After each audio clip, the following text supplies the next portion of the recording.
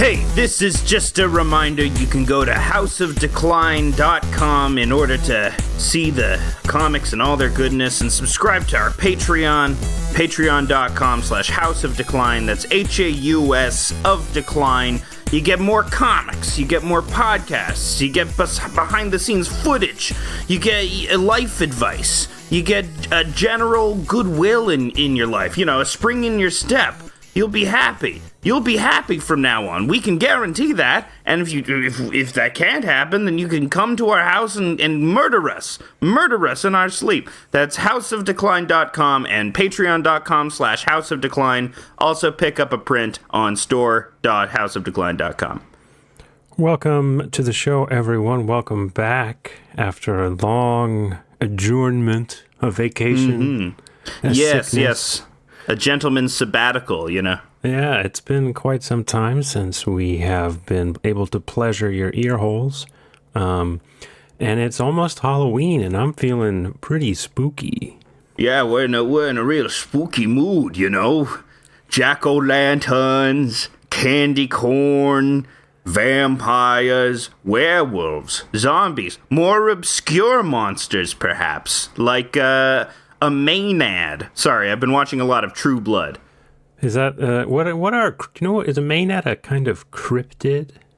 Sure, let's call it that. What? In the show, it's a hippie lady who makes everyone do blood sacrifices. What is a cryptid? That seems like it's a new thing. There's always Bigfoot is a cryptid. The Loch Ness Monster is a cryptid. It's a fictional or scary animal, hidden animals. You know, a lot of scary stuff is cryptids now.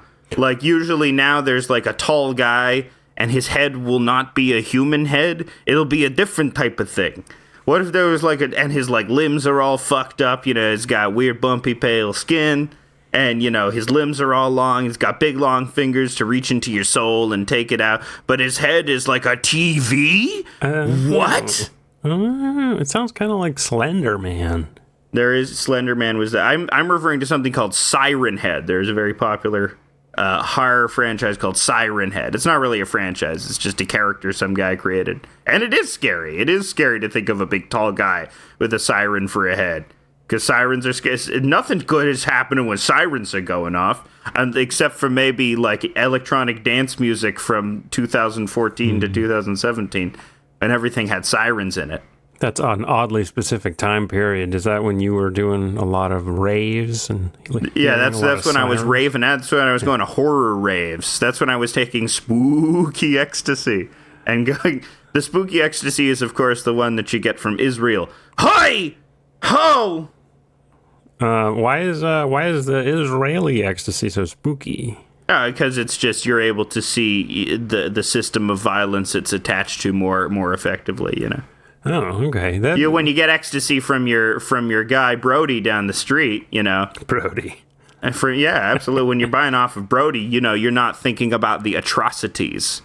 But when you're buying off of Gilad, you know, you're thinking about Gaza. Oh no, Gaza right now. I feel badly buying drugs from the Israeli drug dealer because I know it goes to fund, you know, apartheid. Yeah, BDS, all Israeli drug dealers. What about like the Goa trance? Isn't that is that more South American or? No, that's good. It's from Goa. Goa is from India. It's India. Is that more? It's Portuguese. It's funny Portuguese India. Wait, what do you mean Portuguese India? What is Goa is largely Portuguese had a lot of influence in the Goan province of India. Interesting, and that's because of spooky colonialism. Spooky colonialism, the scariest thing of all, colonialism. It was very bad, though. You know, in terms of like bodies mangled and awful in specific ways. Well, talk about body horror. Whoa. Let the bodies hit the floor. No, it's not. That's David Cronenberg. That's what I'll say in my big interview with David Cronenberg. Let the bodies hit the floor. It's body horror master David Cronenberg. And he'll be like, what? I'm 90. Shut up. Yeah, isn't his son the hot new guy now? Hot new guy? I don't know. I saw Possessor. It was fine. I look forward to better entries. It was good. Isn't Crimes of the Future a Cronenberg? Yeah, it's a new. I saw Crimes of the Future. I love Crimes of the Future. I think Kristen Stewart is great in it. She's fabulous in it. Oh, she's playing the clipped little nerd. I thought and that she's was like very sexually attracted to Viggo Mortensen, and she's like, she's like just so fucking horny, but she's like a little nerd who can get it, you know. That's a scary age gap. Is it? She's older than you think. She's like in her mid-30s. Kristen Stewart? Yeah. Huh. Well, she's in it. Yeah, she's not in the scary age gap. She's not in the like it is sus for like I wouldn't begrudge like a 50-year-old for day, but she's married to a lady, I think. So it doesn't She's 32. Okay, then maybe it's sus. Viggo. Is Viggo in the movie? He's probably 60 something. He's 64. So that's a 32-year age gap. That's Crimes of the Future is very much about, will you still need me? Will you still feed me when I'm 64?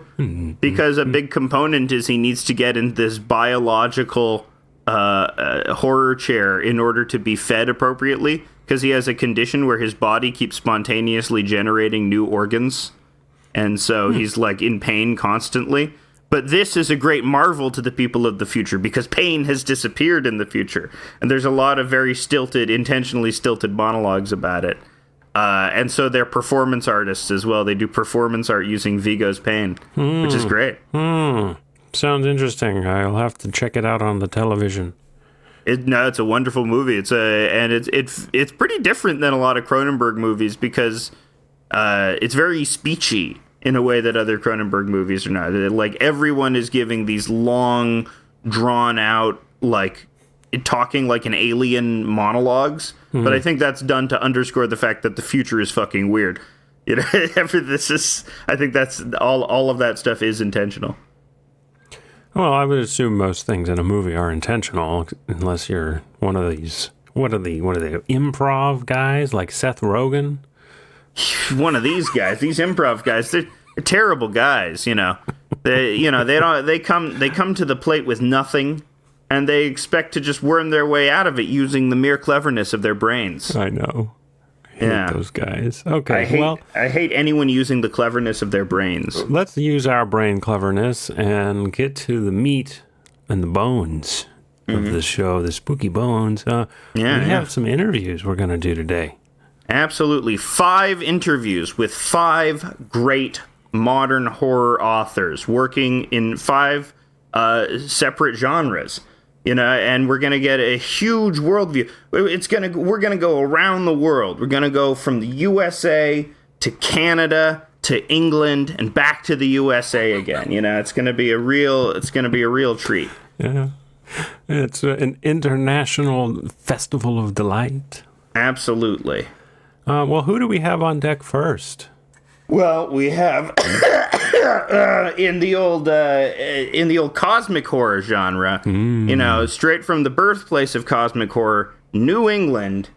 It's Sully McAfferty. Okay, well, he has some theme music that he sent over from where is it? Boston, you say? New England? Yeah, he's a Bostonite. Or I don't know if he's a Bostonite. He's a New Englandite. That's all we know. He's from the New England area. His theme music. He sent it in an MP3 that contained a virus. It was a spooky computer virus. That's a cosmic horror. Yeah. You don't know what it is. It could be anything. Okay.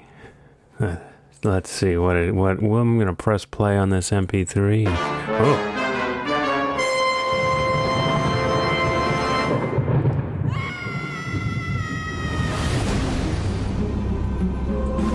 Oh, wow. That's pretty spooky.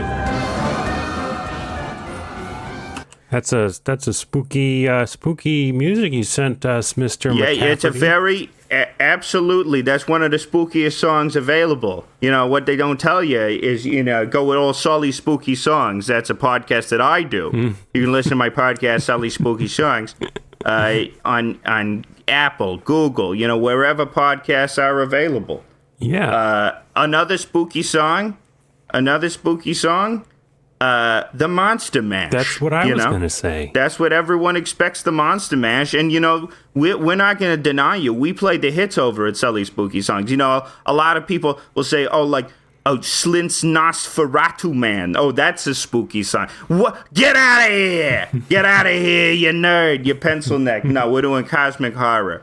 We're doing cosmic horror over here. Great New England tradition, So, cosmic horror, can you explain the cosmic part?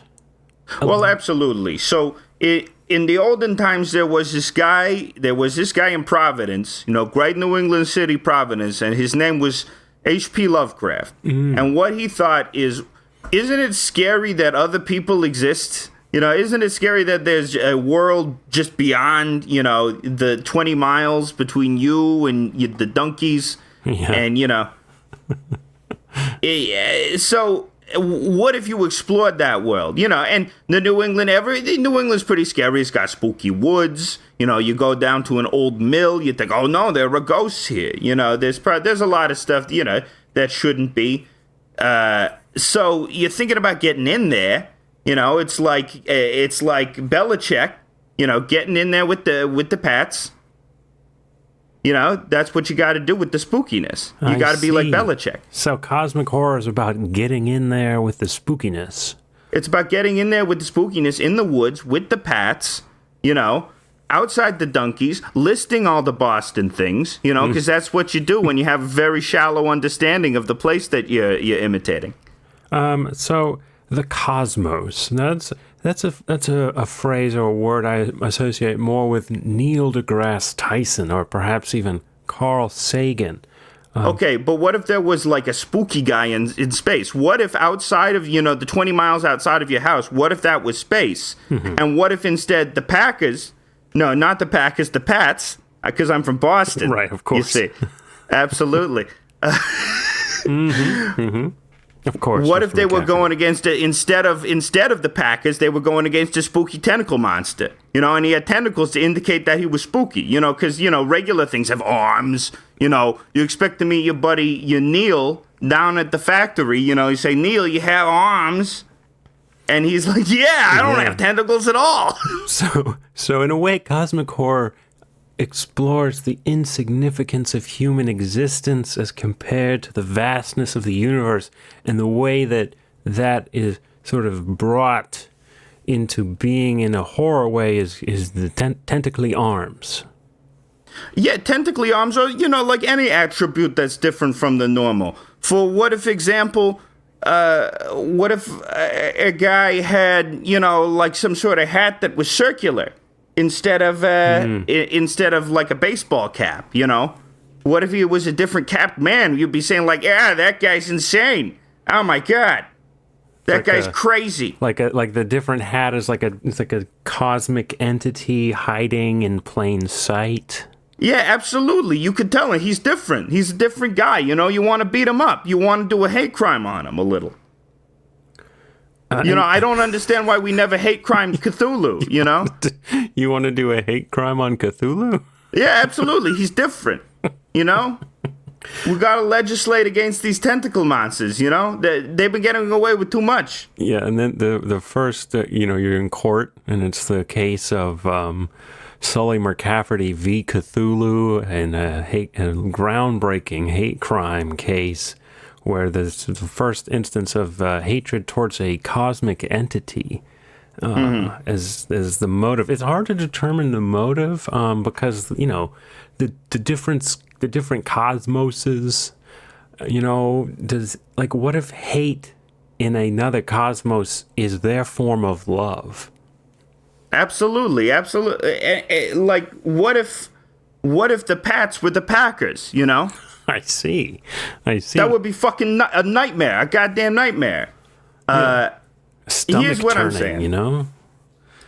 What if there was a guy, and maybe, he was slightly darker in complexion than you? That's weird, Yeah, like say this guy maybe Fred Armisen. Yeah, what if this guy was Fred Armisen? That's a weird guy. He's a Cthulhu, I think. That's why he's able to do these sketches where he just sort of darkens his complexion just a little bit, not going over the line. Absolutely. He's a transformer. He transforms into things, and I don't like things that shapeshift. That's no good. And that's, the premise of my book, The Thing from Over There. Mm-hmm. What if there was something from over there, that was really scary? You couldn't see it. It was just on the horizon, but it was wearing different clothes. So in the first chapter of my story, there is a guy, and he's wearing something called a rag of dew, and he's listening to an ancient horror called hip-hop. Yeah. And, he's doing all sorts of... They don't have melodies in hip-hop. They don't have melodies. They just do rhythmic... Hip-hop. Yeah. Hip-hop, okay. And they do a terrible dance where they break all of their bones called break dancing. And, what if there was a scary guy from over there, That's just one of the stories, Another story, what if instead there was a guy, what if he didn't use forks? They used 2 sticks instead. This is a quintessential example of how in cosmic horror stories the protagonist often discovers a profound and unsettling existential truth, and it's the discovery process that makes your stories so active and engaging. Yeah, absolutely. Like, you go to a town, and over the course of staying in this town, you realize everyone is Vietnamese. And then you realize you're also Vietnamese. Oh, and it's like, whoa! And then you go back to Vietnam with your people. Oh, that kind of sounds not so unsettling, but maybe kind of nice. I guess, maybe are you from Vietnam, bro? No, I am not. I am from Green Bay, Wisconsin. So. Oh, you're the Packers. You are the cosmic horror. You are the cosmic horror. Oh my God.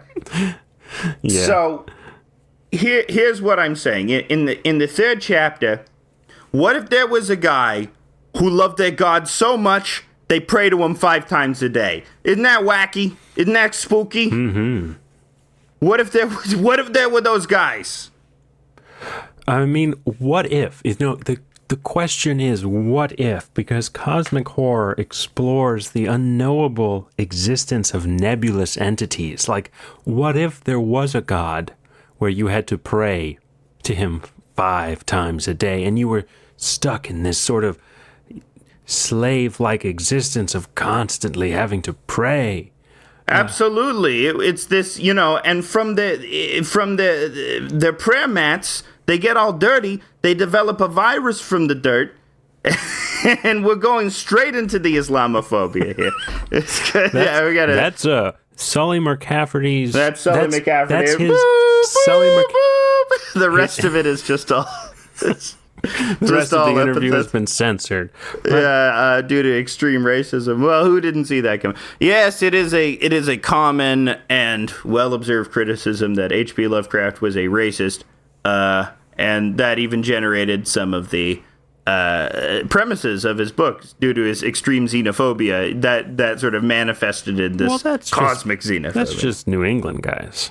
Yeah, New England guys are racist. That's a common trope about them. But really, New England is so much more than that. Well, cosmic horror is often about the futility of human existence. And what's more futile and infantile than xenophobia and racism? You hit the nail on the head there, my friend. My friend, you hit the nail on the head there. Well, I'm sure our next guest will be a lot more politically correct. He comes from Canada, after all. Absolutely, a lot more agreeable. It's Gord Goldstein, our body horror guy. Okay, here's his theme music.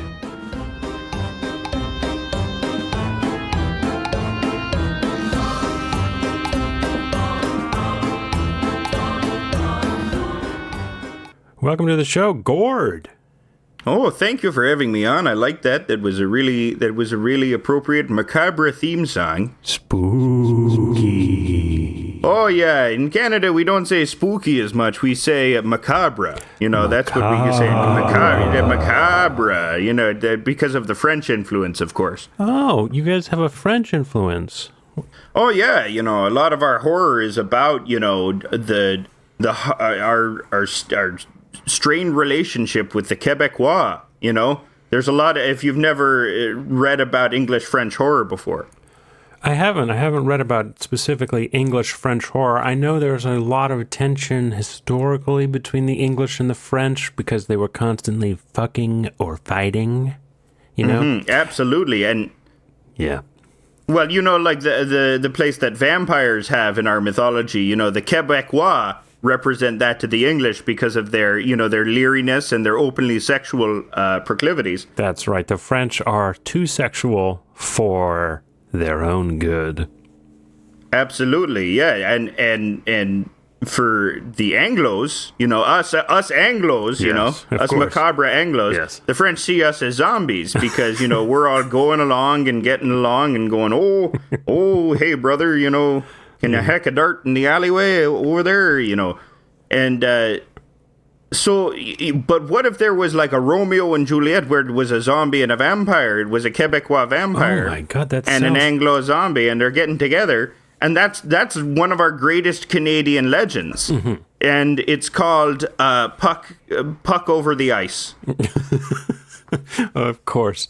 But you don't deal much in the vampire horror, Mr. Goldstein. No, we're in body horror. Classic Toronto, founded by the master David Cronenberg, who also talks exactly like this. Is it Goldstein or Goldstein? Gord Goldstein. Goldstein. Gord Goldstein. I'm a proud Canadian Jew. Yep.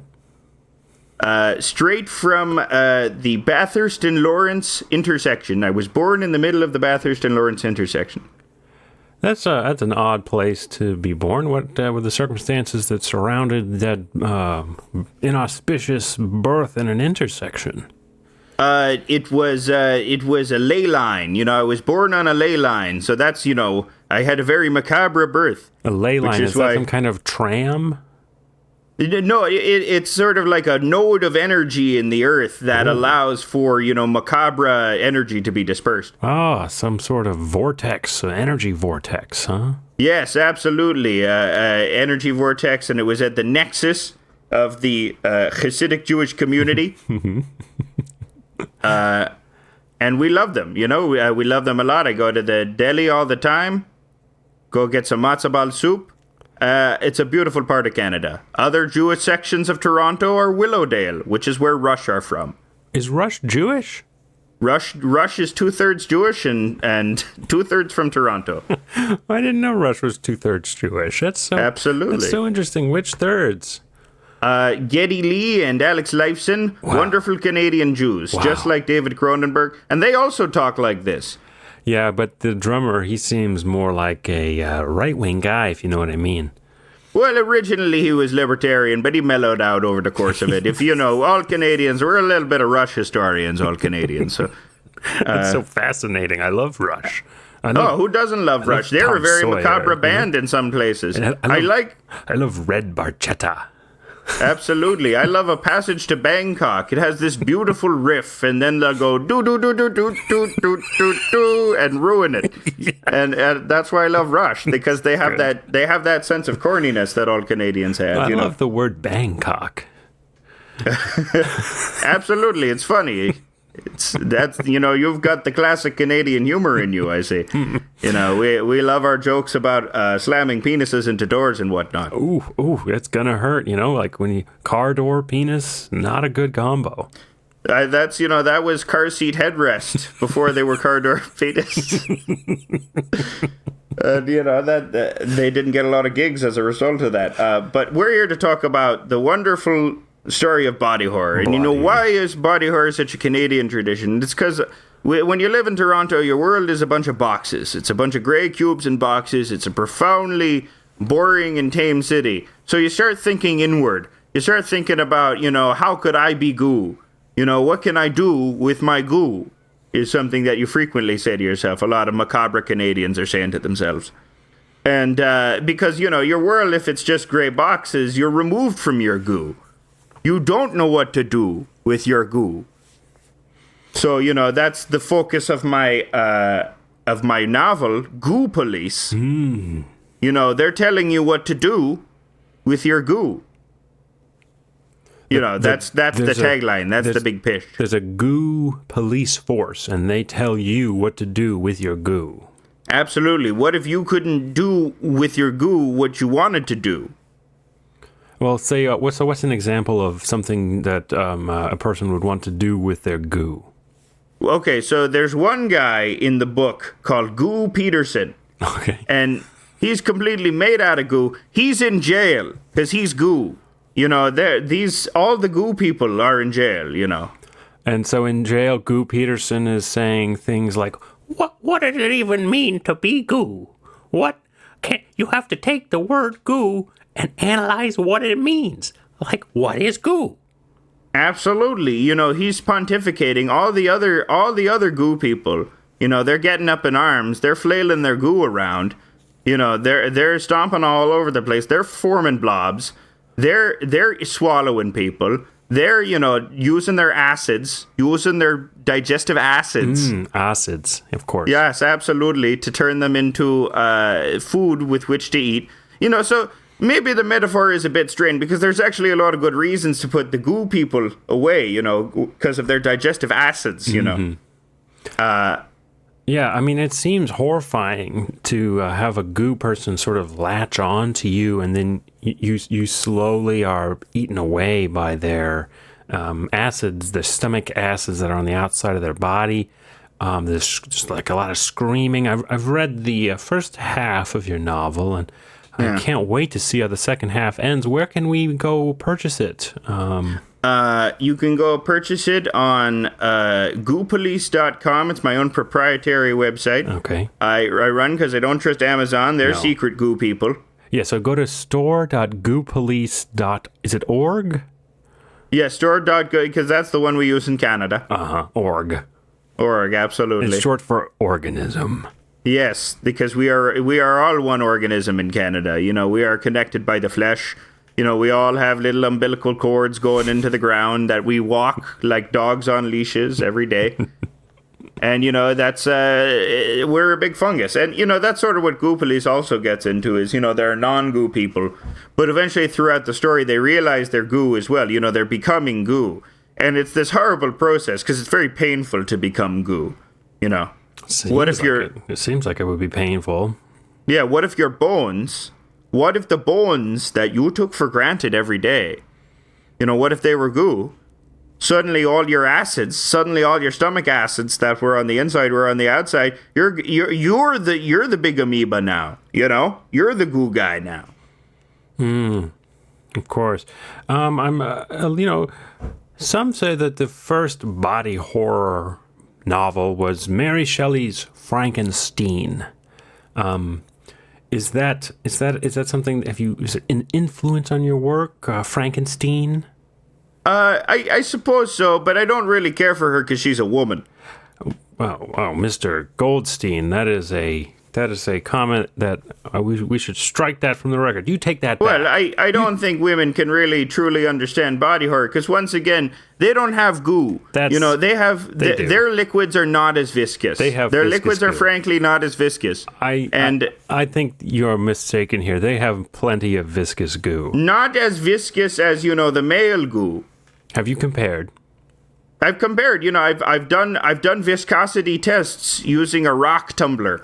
It's coming to the point in the interview where I'm going to have to stand up and denounce you. Are you challenging me on the viscosity? Name one good female body horror author, and if you say Sheila Gomer, I'm going to kick you in the teeth because she's no good. Of course. I don't like her at all. Of course I'm going to say Sheila Gomer. In her 1985 book, The Viscosity of Feminine Goo, it is explicitly detailed how viscous the goo gets.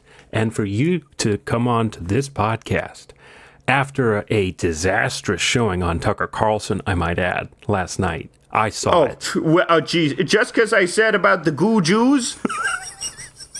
Just because of what I said about the goo Jews, you're going to go now criticizing me? Just because of what I say about the Goodyism, you're the real goo police over here. I see. So that's what I thought.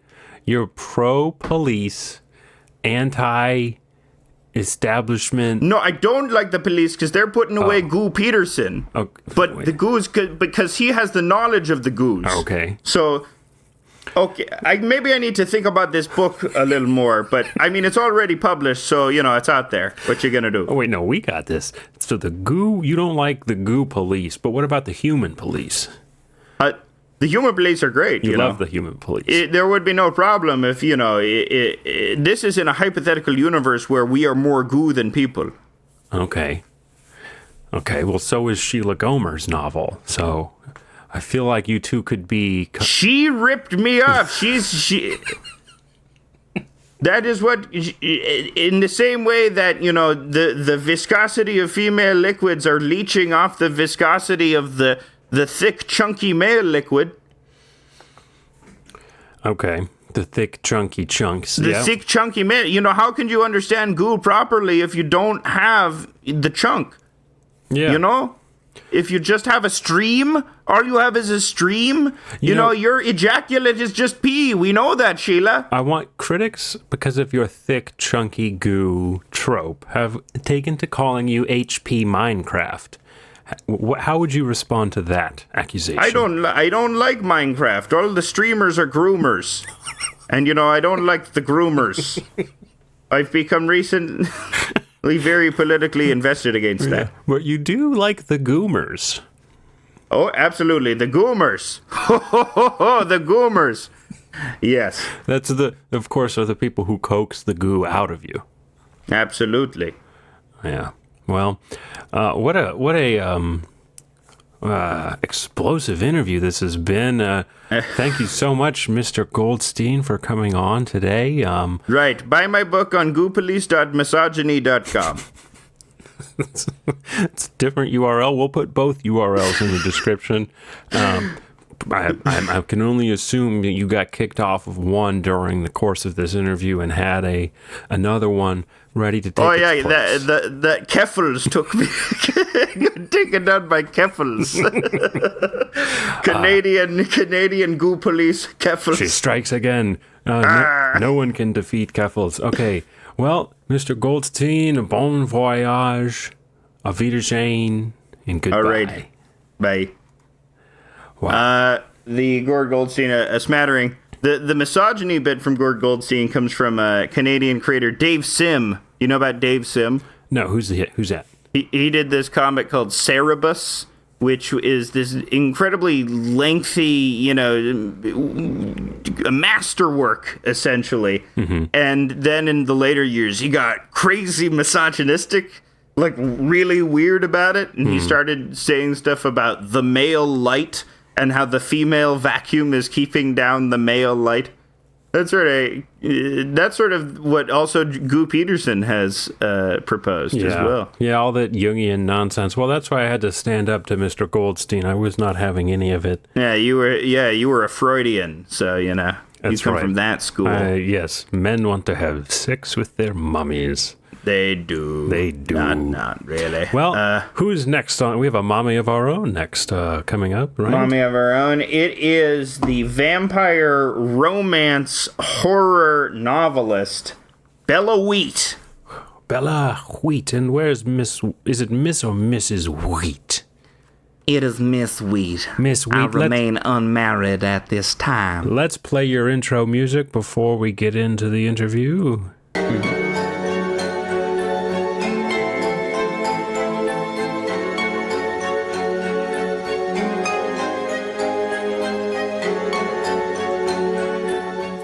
Wow, that was spooky.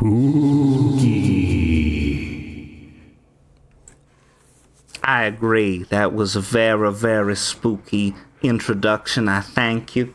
I'm Mrs. Bella Wheat. I know I said I was Miss Bella Wheat earlier, but Mrs. Bella Wheat rings so much better off of the tongue. You just got married, and during the intro, I got married to my 9th husband, who I intend to murder later. That's great. Hey, maybe I can be number 10, if you know what I mean. Absolutely, and then I will murder you. Hey, But- after my credit score just went down, I gladly will be murdered.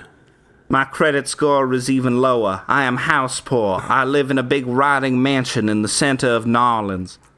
Ah, so you're from Louisiana, the birthplace of vampire romance horror.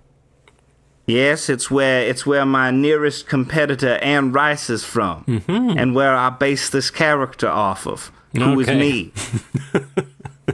Is Anne Rice really from New Orleans?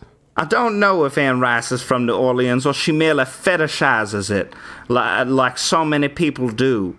Like after Katrina happened, there was that David Simon show, Treme. She is she's from New Orleans. Well, that's how you get the inspiration, because there are many, many sexy vampires in New Orleans. If you know what I'm saying. It's you can true. get sucked off by many, many sexy vampires in New Orleans. It's so true. There's a lot of sexy vampires there, and Anne Rice is famous, of course, for. Don't talk about that cunt.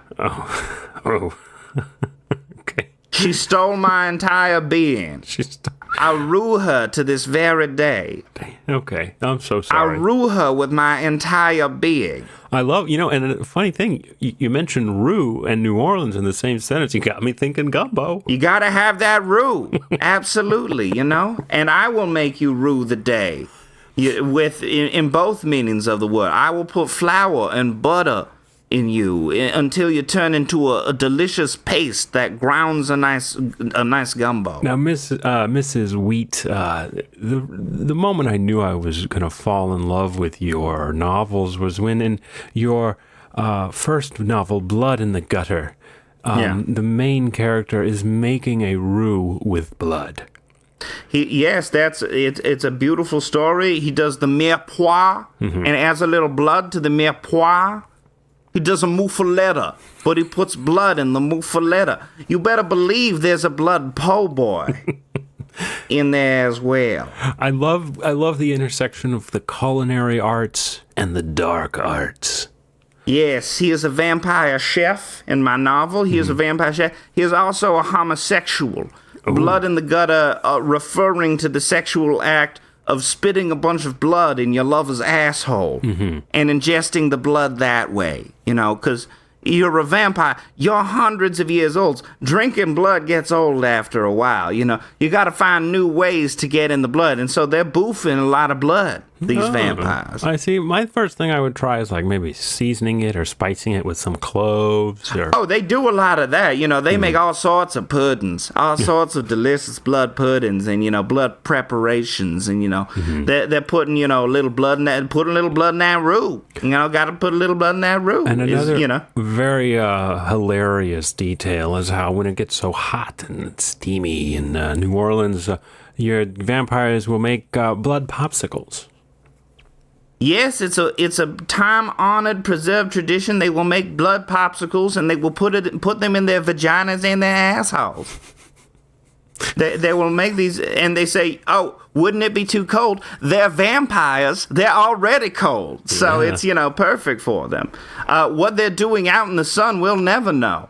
Because it's very harmful to them. Well, it's traditional. It's hot even in the shade, That is true. That is true. One thing I'm looking forward to in your next novel is how the vampires will deal with global warming. They're going to deal with global warming by doing a lot of gay sex acts. Actually, because they're cold entities, so they have actually created cold fusion by fucking really hard. It's a bit of science fiction with this vampire horror romance as well. What they do is the main character, Rebier, he makes a blood roux so good that he's attracting all the gay vampires from all over the place. And there he meets a beautiful half Jamaican man named Chartrice. Okay. And Chartrice, they're both vampires. They both love blood gumbo. Blood gumbo is a big part of it. They're always talking about ways to improve their blood gumbo. And they're always spitting it into each other's assholes. And they're always saying, "Oh, mon cœur," which means my heart. Yes. Because that is the center of all blood. and they're taking out human hearts and they're shoving them into each other's assholes. I love the romance, This kind of romance between Rebier and Chartres it's so delightful and poignant, and at times can be very sad, Yes, absolutely. For example, they kill the mayor. They kill the goddamn mayor of New Orleans, and they take out his heart, and they're shoving the heart into his asshole. And, Rebier looks deeply into Chartrese's eyes and says, "Do you remember when you lost your innocence?" And it's a moment, it's a ringing moment in the book. And, many people pointed out, they read that and they say, "Thanks to you, Bella Wheat, I was able to come out as gay.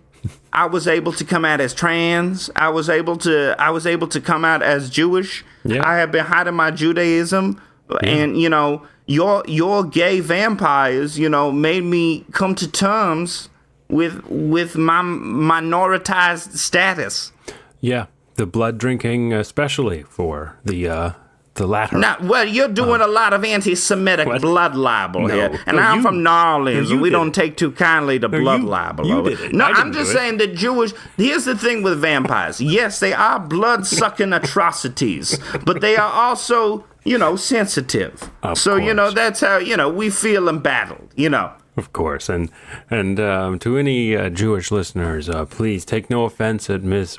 Wheat's insinuations. You are pinning the blood libel on me. I did not insinuate. I was merely saying these gay Jewish vampires are killing the mayor of New Orleans and shoving hearts in their assholes. Of course, and maybe they control some of the town's finances. They control a little bit of the town's media. Sure, they control, but that's because they didn't have anywhere else to go as gay Jewish vampire. You have to understand. Another aspect in New Orleans is the music, the jazz music. The jazz vampires, absolutely. I love the jazz vampires. I love there's scatting and bebopping, and it's just, it gets my blood hot, and then I get nervous that a vampire's going to come suck me off. Gonna come suck me dry. You should always, in New Orleans, be nervous about getting sucked off. I am. I mean, when I was in New Orleans last, I was for a wedding, and I had to do that thing where you march through the streets like an idiot, like a moron. Like a vampire moron. Like you're just parading through the streets, like, You don't like a good parade, you don't like a good stroll, you don't like to shake yourself, shake your godly body. No, I am a wasp from New England, and I would prefer a wedding should be a really dour affair, It should be it should be raining, the food should be cold, it should just be like you get a slice of turkey and then the wedding is over. For all of the celebrations and hot food, gumbo, slinging, po' boys, catfish. Your blood gumbo, your blood muffalettas, your blood catfish. By the time we got to the end of the parade, it was a 1 hour wedding parade. By the time I was so fed up. I walked straight to the airport, and I got on my flight back to Worcester, Mass. Are you familiar with Worcester? Worcester, Massachusetts. That sounds like the devil's area.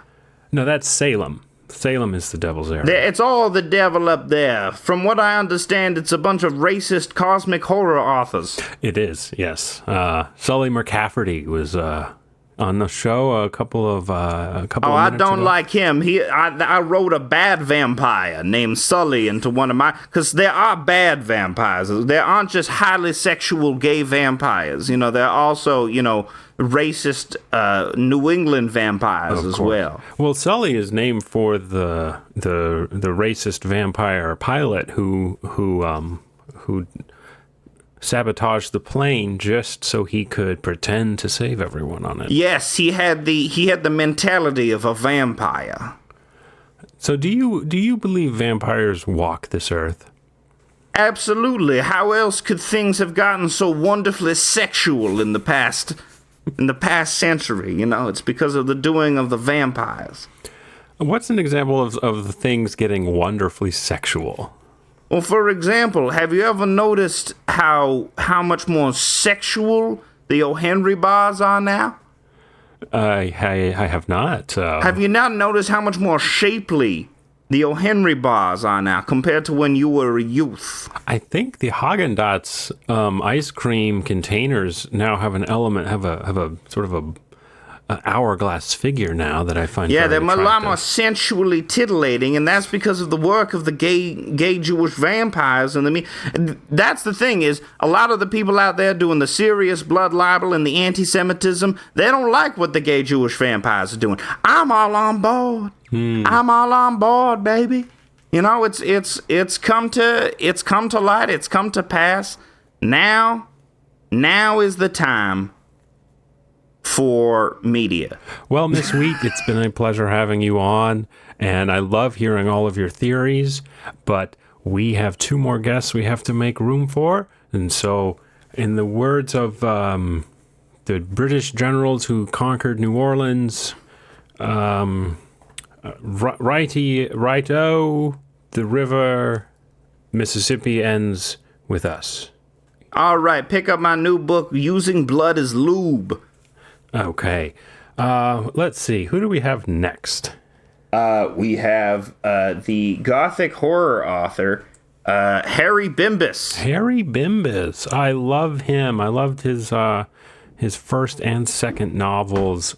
Gothic horror is one of my favorites. I took an Edgar Allan Poe elective in high school with a big fat gay priest who loved it. He made me love it. We loved each other, and it was a nice time. You know, the cat scratching behind the walls, going meow, meow.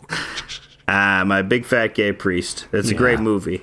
It grossed so much at the box office. All right, well, let's play Harry Bimbas's music and get him on the show.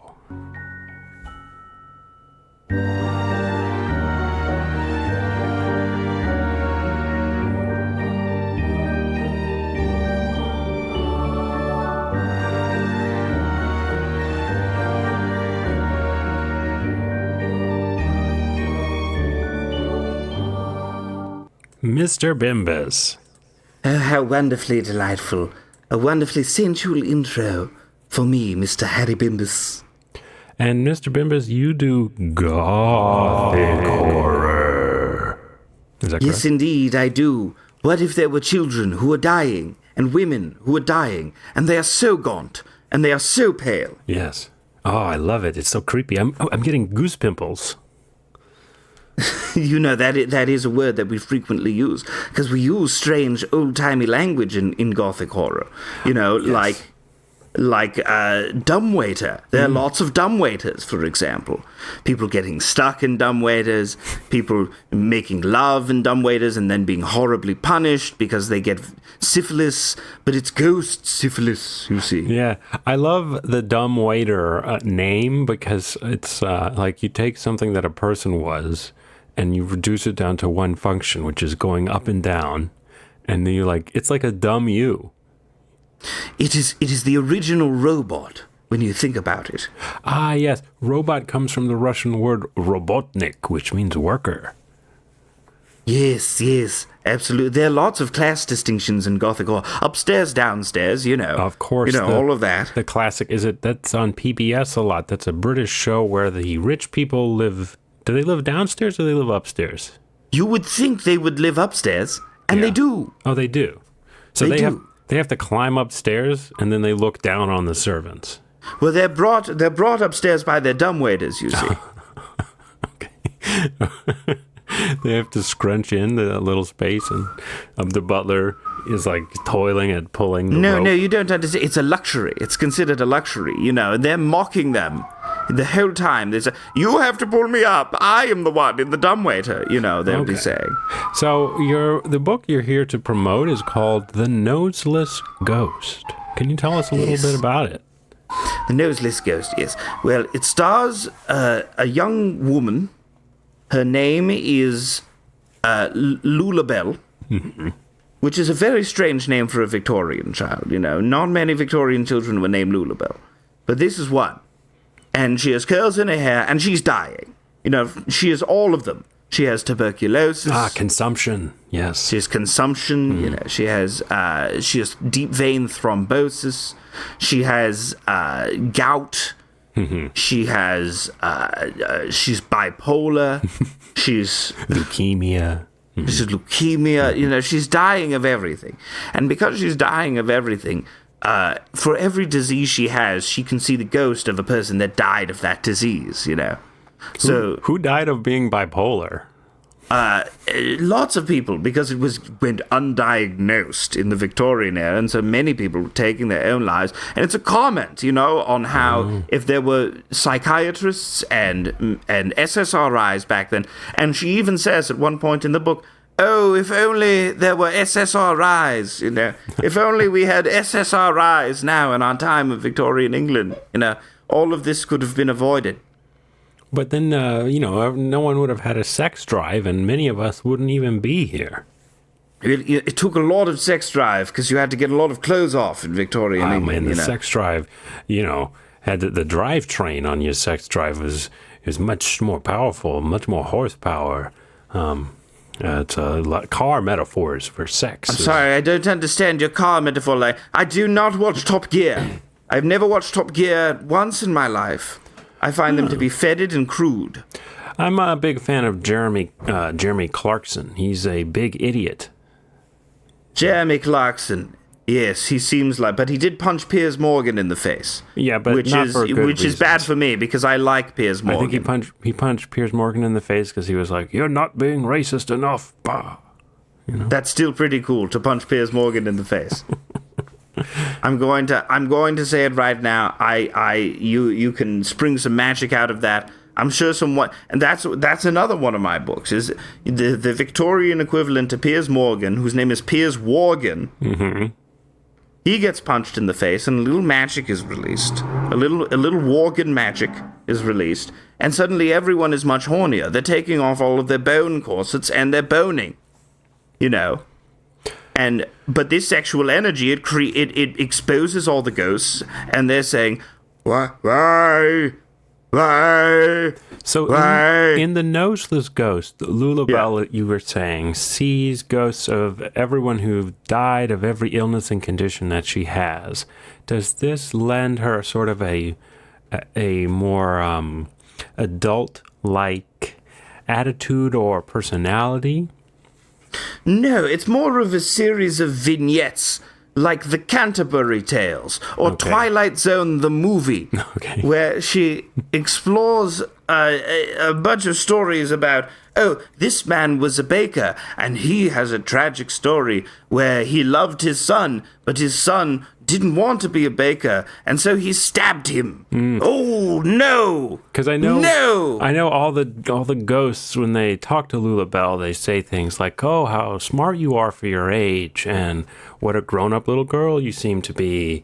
So I'm just wondering. Oh, that's just normal for grown-ups to say to young women in England. You know, that's just par for the course. I don't know what you're insinuating here. I'm not insinuating anything. It's just interesting how all of these ghosts seem to really want to enter into some form of relationship with young Lula. I don't know what you're insinuating. Anyway, on with the narrative. One of the ghosts, his name's Jimmy Savile, and yes, what does he do?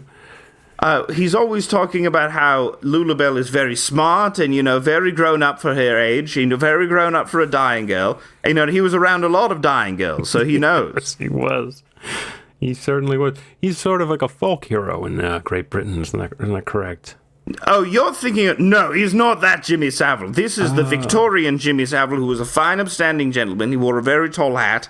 And, you know, he got on well with a lot of young women. You know, that was just his... That was the way about him. And you're thinking of the pedophile Jimmy... The pederast Jimmy Savile. I was not. No, I wasn't. Oh, okay. Because, you know, pederasts are depicted as evil. There's one ghost who is a pederast, and he's called Big Bad Jimmy Gnarls. Big Bad Jimmy Gnarls? Jimmy Gnarls, like Gnarls Barkley, inspired by my favorite bad Gnarls Barkley.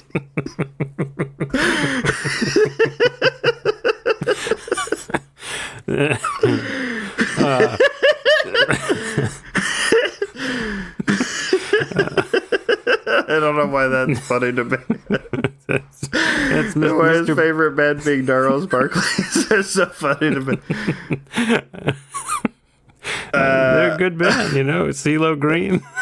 CeeLo Green, also another ghost. Oh, you're thinking of that CeeLo. You're thinking of the pederast CeeLo Green. Crazy. Where did you go? What did you say? Did you walk or did you run away? Where are you now? That was a classic song that we would sing to ourselves in boarding school as we were being touched up by the older boys. We were singing a lot of Gnarls Barkley back then.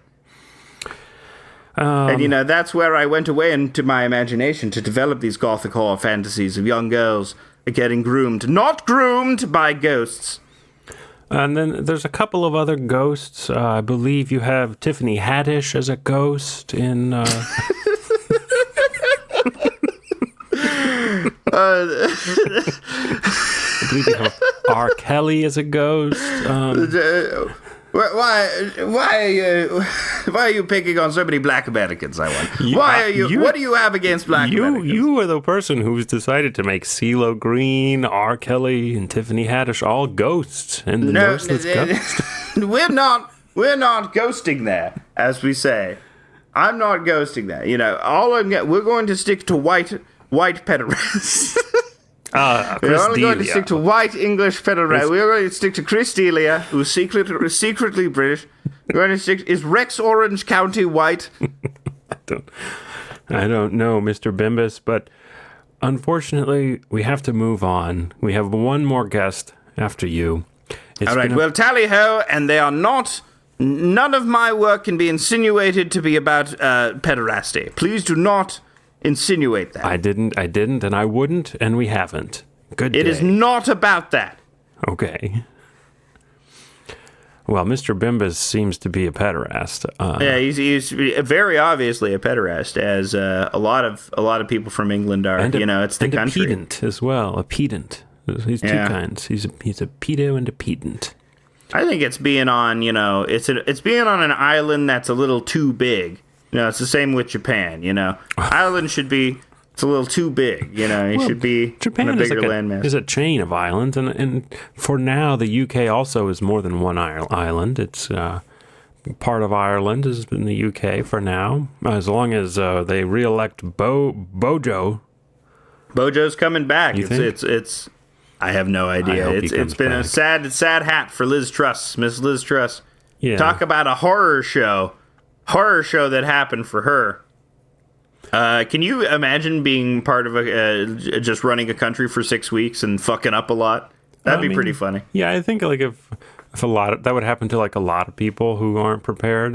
If I had to run a country for 6 weeks, I'd probably fuck it up because I'd be like, okay, we're raising taxes on everyone to 100%.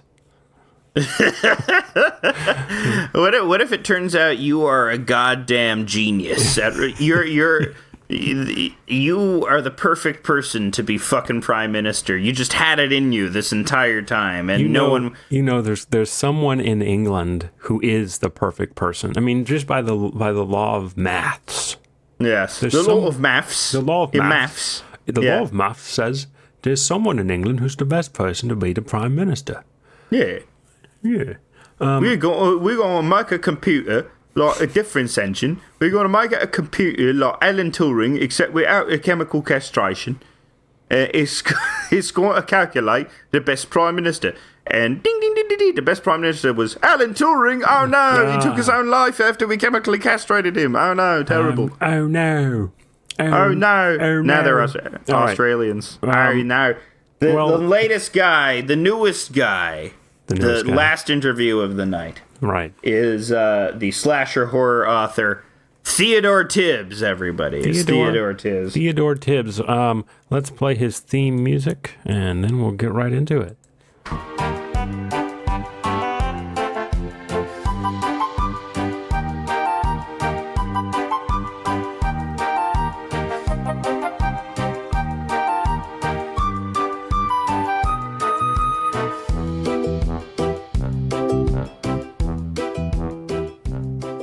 Mr. Tibs, so good of you to be here.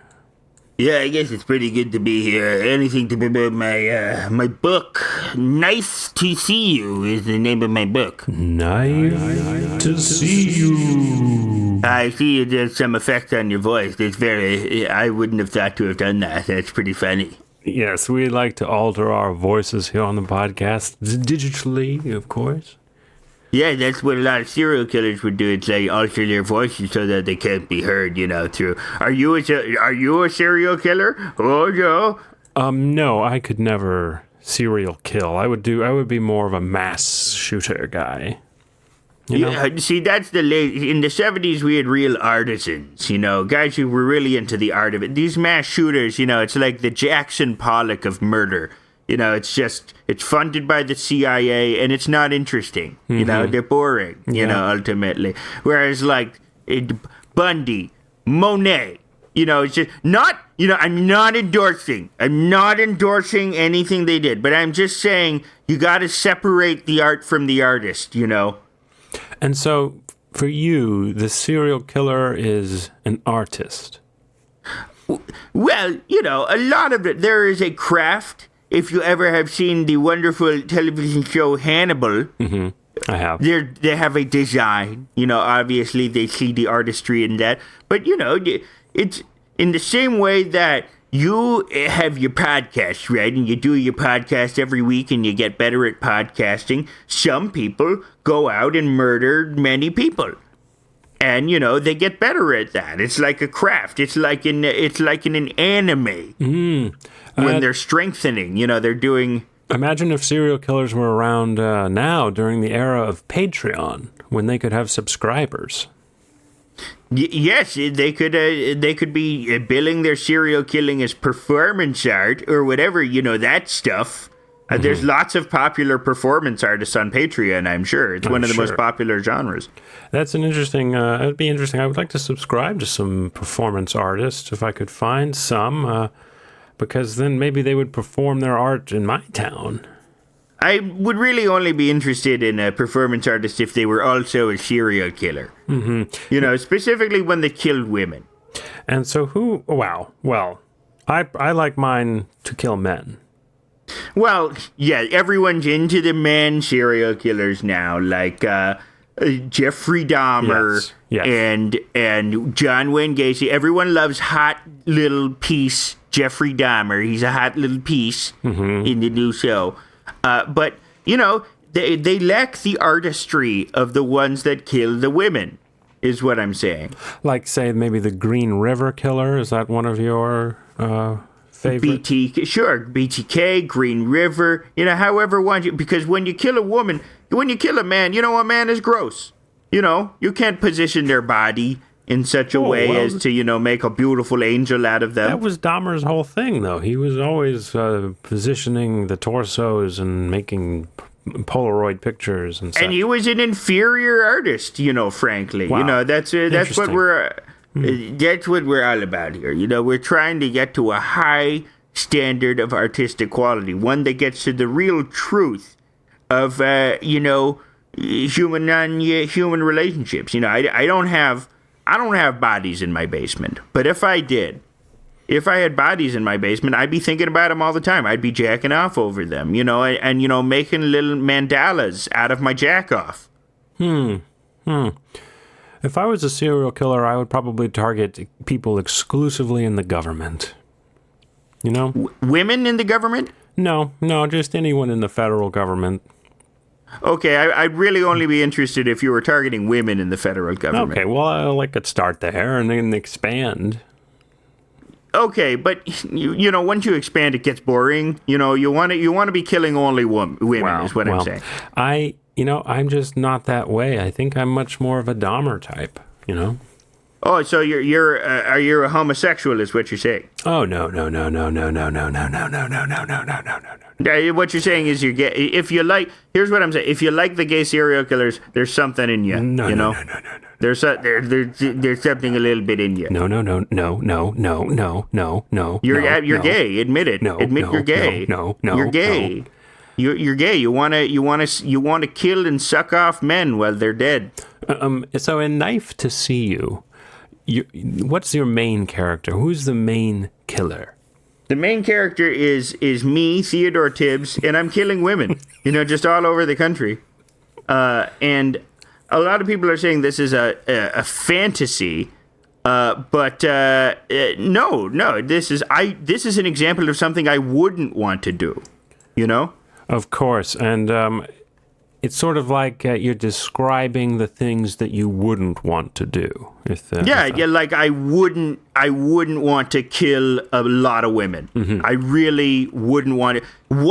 But what is the mind? I'm trying to get into the mind of a guy that would maybe want to kill a lot of women and would maybe have a lot of sexual feelings over it and would maybe be, thinking a lot about his mom when he was doing it. And, maybe thinking a lot about, all the women that rejected him while they were doing it. And, maybe thinking about the time on the Steven Universe fan forums when he kept getting rejected because he kept asking if people were into Steven Universe, and they kept saying, "You're old." And they said, "Oh." That sounds bone chilling. It's blood curdling. But you get into the mind of this guy who feels, rejected. He's also a horror author, this Theodore Tibs, who is not me. No, not well, you. he is me, but he's not. He's not me. We're doing meta stuff. We're playing around with a lot of meta stuff. Yeah, I get that.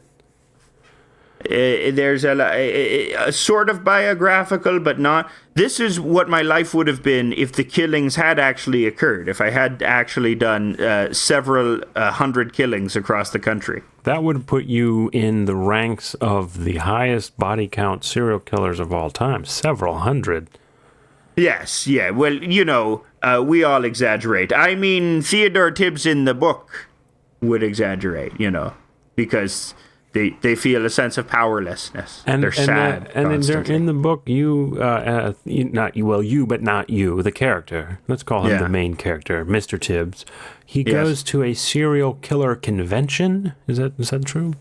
Yes, he goes to a serial killer convention in Sarasota, Florida. Mm-hmm.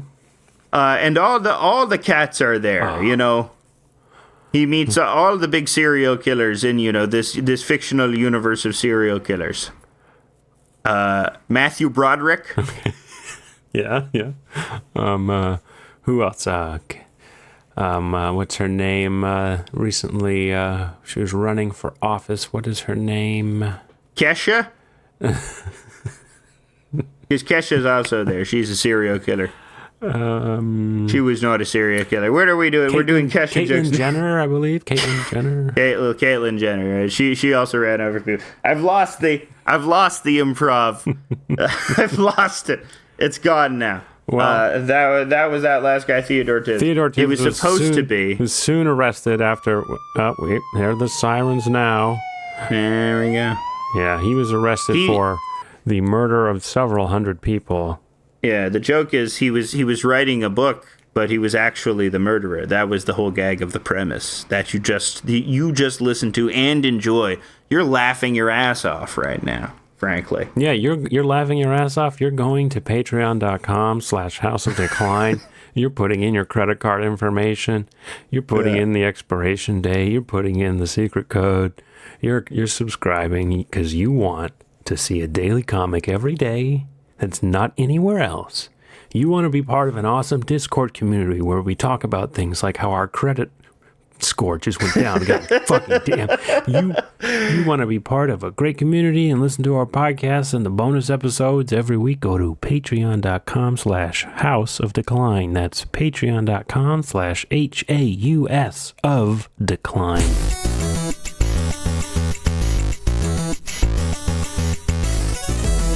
Happy Halloween.